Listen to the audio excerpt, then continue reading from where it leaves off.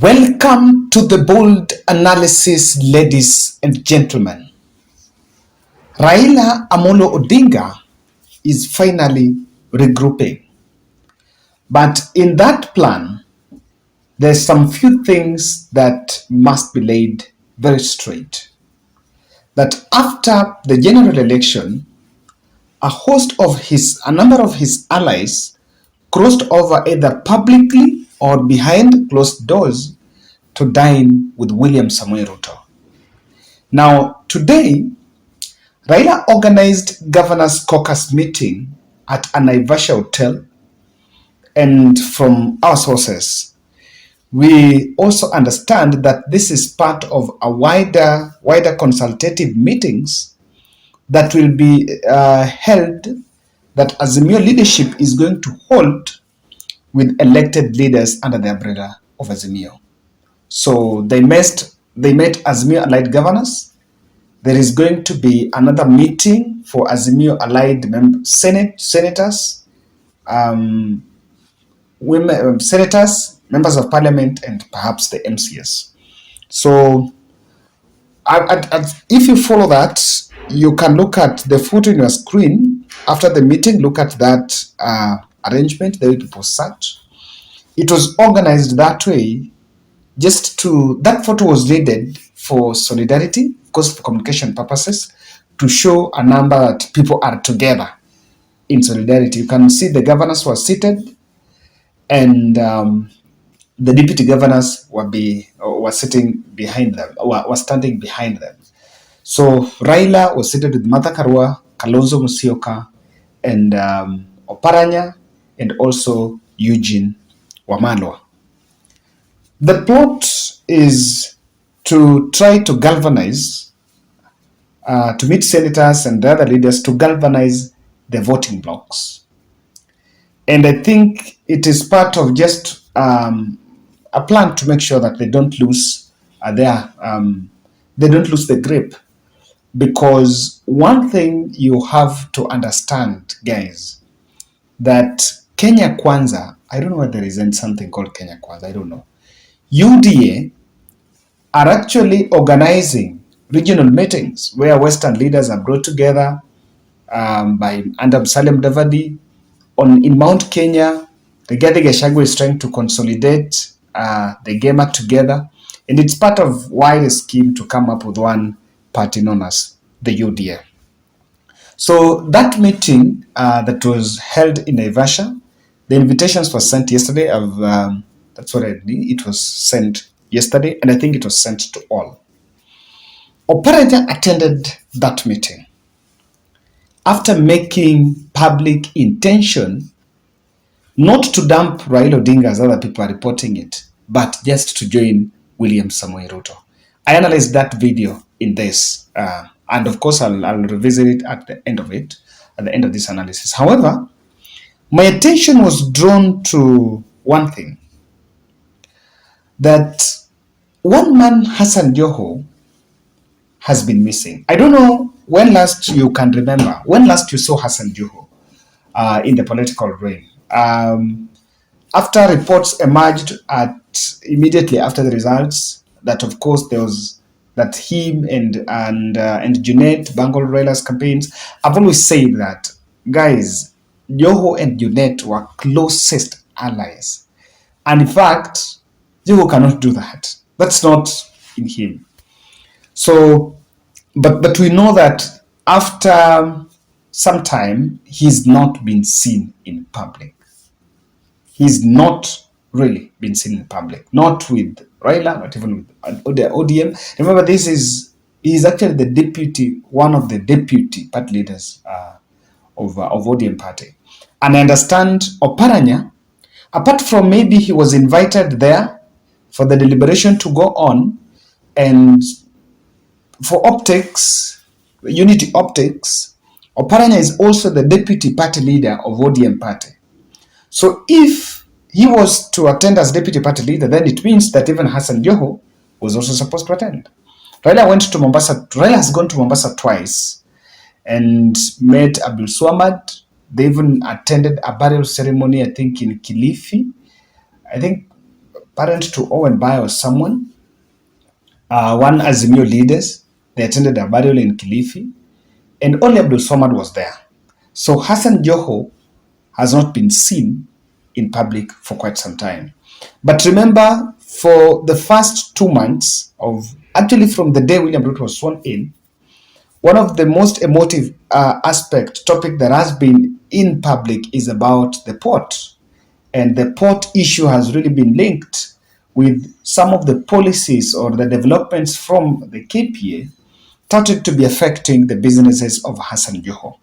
So before I revisit Oparanya, but before I revisit Oparanya, I just want to look at probably why do you think Mike Hassan Joho is now not active in the political scene? I think Joho is avoiding public confrontation with Ruto. And I remember during Uhuru Kenyatta, there was that confrontation between Uhuru Kenyatta and Joho. And though that's what made Joho who he is, because he really showed the way he was brave. But by that time, he was a governor. So we understand that later on during the handshake arrangement, he worked with President Uhuru Kenyatta smoothly. So now he campaigned for Raila Odinga. And there was a time he came out, and I think that was the last time he was speaking about I think someone was threatening him. I want us to get that clip for you because it will really give us gist to this. In that place, Hassan Joho was coming out in public to say that some people that had worked with William Ruto, or maybe people who are now in government, were threatening him, and he was saying that mimi hamwezi nishtua. So Joho and Junet, being that there were people that were in the campaign forefront for Raila Odinga, I can speculate that probably he has realized that he is, Junet is in parliament, so some immunity, he's enjoying some immunity, and of course some trappings of power. And Joho being is out, it might not be safe. And of course, there can be a lot of revenge missions against him. And this revenge mission is what might make him not to go, because we understand that after government was formed, President went on a revenge mission against Kinoti, and it was against Kinoti, and of course some few people, we are now seeing Cherera, maybe it's going slow by slow, some few people that were not in good books with him, and one of those people is Joho. I remember Joho playing clips during the campaign trail. So Joho is technically trying to avoid public confrontation with President Ruto. But it can also be a tactical retreat to chart a new political path if he has that political ambition. I am not insinuating that Joho might form his own party or join UDA, but he can find a way. He might have realized that maybe it's time to stay back and wait a bit. And when he emerges, he will emerge with a force. So I can speculate that could also be it that is trying to look at it. Now, ODM strategically, in the last general election, ODM did not perform well in Mombasa. That's the truth. ODM did not perform well in Mombasa. Whether it was a bit of an inroads by UDA, a very intensive inroads by UDA, it could be attributed to that, but it can also be attributed to maybe ODM is lacking strong leadership on ground.